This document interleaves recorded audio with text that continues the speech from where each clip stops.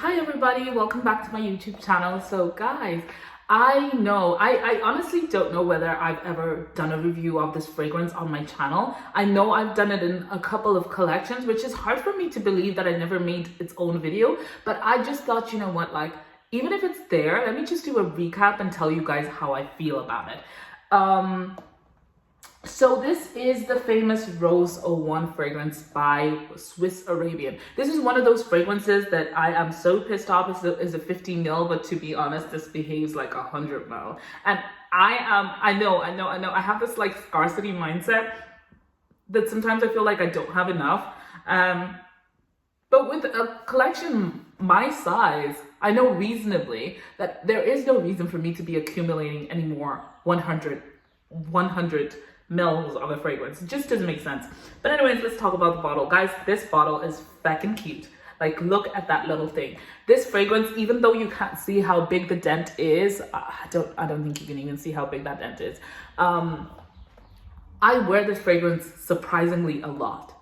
And even though there's not much of a dent, it's also probably because I refuse to decant this bottle. I do not want to see the juice go low. And I know the minute I decant it to go with it somewhere, it's just like, I'm just gonna end up being sad. But honestly, in the sun, like, I'm obsessed. I do want to get a couple more fragrances in this line. Honestly, I would buy the whole line, but I know some of them would be redundant.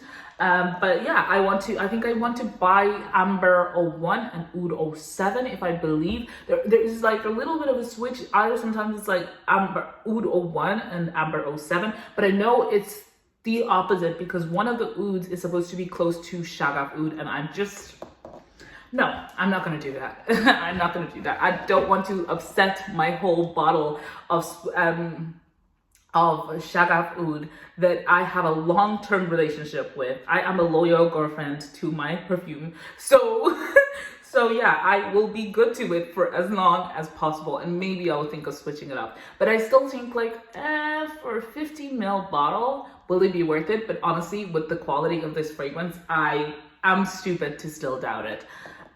Okay, so let's talk about this fragrance. So this fragrance is supposed to be a take on the Delina fragrance. So this opens up with some lychee, some bergamot, some pink pepper, some Bulgarian rose, some peony, some nutmeg, some musk, some vanilla, and cashmere. Right? I'll put it here. I'm so bad for this. Actually, I can still smell it on the cap, right? So yes, this is ridiculously close to Delina the original. And I have to say that every time I've gone back to smell that fragrance with this side by side, the only stark difference is that the incense is a little bit strong in Delina OG. Like, and by little bit, I literally mean like the tiniest bit, like by 0.5%. That's the only difference. But when I tell you this perfume is a feckin' beast, anytime I've worn 3 hours of this fragrance, three sprays of this fragrance, and before I used to live like a hour commute to like go into the city and stuff. By the time I was in the city, my friends were still sick of me. Like, they would just be like, I smell you so strong. And to me, that is not an insult.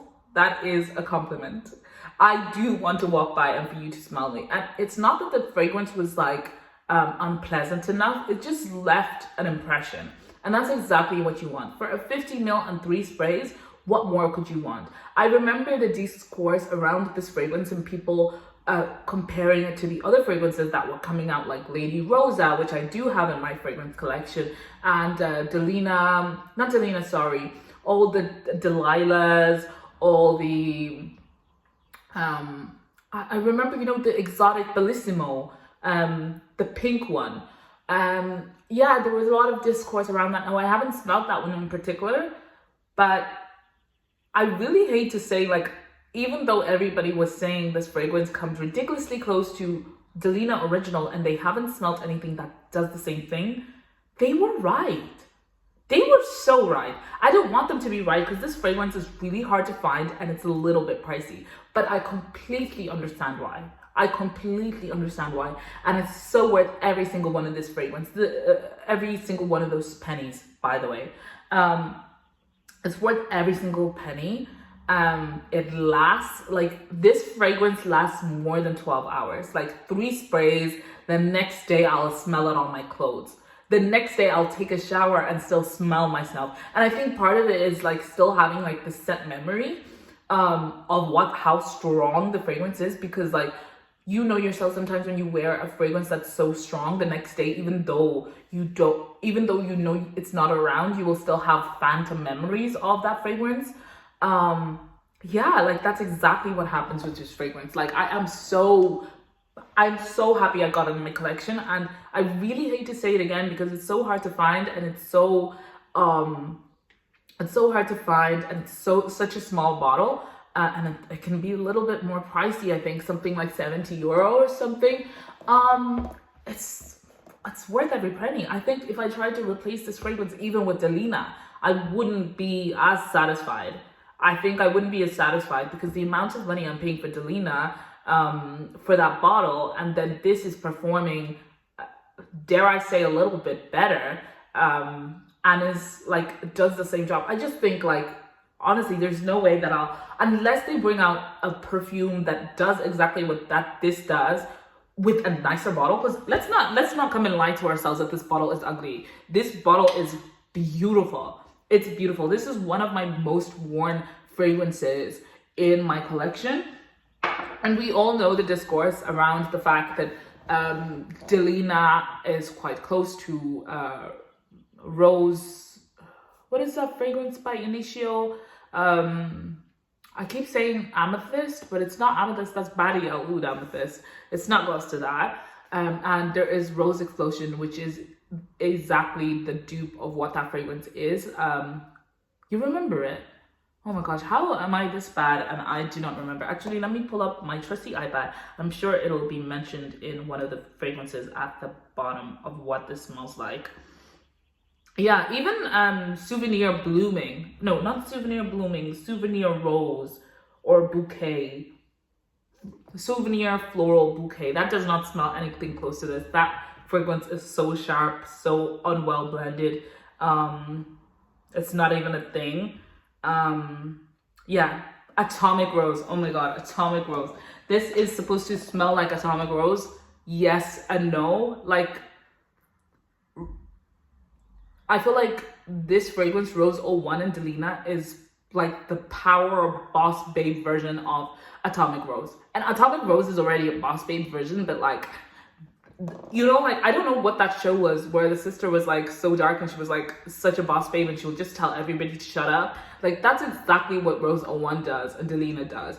Like, these fragrances are so interchangeable. When it comes to femininity and who can wear it, I definitely feel like this is quite unisex. But again, I think men who find roses a little bit like very stereotypically feminine might struggle with this. But because there's such citrus in the fragrance itself, I really feel like they could pull it off. I really do think it's a mixed gender fragrance. I realized that I actually haven't talked much about the notes and how this fragrance is built. So I'm sorry to put this at the end, but I had completely forgot about that. So in terms of the notes and how it's structured, so the lychee, there's some strong lychee in this fragrance and bergamot, but if anything, I would say the bergamot and the rose and the peony are some of the strongest notes. Even though you have lychee and nutmeg and musk and vanilla, I really think that the lychee is a supporting act. The nutmeg is a supporting act. The vanilla is a supporting act. But the musk is so front and center. The cashmerean is kind of like in the middle and it supports the fragrance, keeping that musk from being too, I want to say musky, but that's not good enough. Keeping it from being too harsh and kind of smoothing the bergamot in this, because the bergamot is so strong. The bergamot is so bleeding strong. The pink pepper is there, but it's nowhere as strong as it is in Delina, but it's there as a supporting act as well, probably on the same level as the cashmerean. This is a really beautiful fragrance and definitely a must buy in my collection. There's definitely, if ever I was to lose this fragrance, I would be heartbroken. Actually, this was one of the fragrances in my move that I wrapped like a million times because I did not want to lose it. And so yeah, that is the fragrances that I have in my collection so far. I don't know if you guys have smelt Rose 01 or any of the similar Delina fragrances. Do you really think Rose 01 is superior to any of the other fragrances that have come out? To me personally, yes, it actually is very starkly very different, because sometimes what these fragrances do is they mix the Delina and the Delina exclusive and create a blended fragrance identity, but this is really close to Delina itself. That's why I love it a little bit more. Let me know what you think about this fragrance, and yeah, let's catch up soon. Until next time, bye.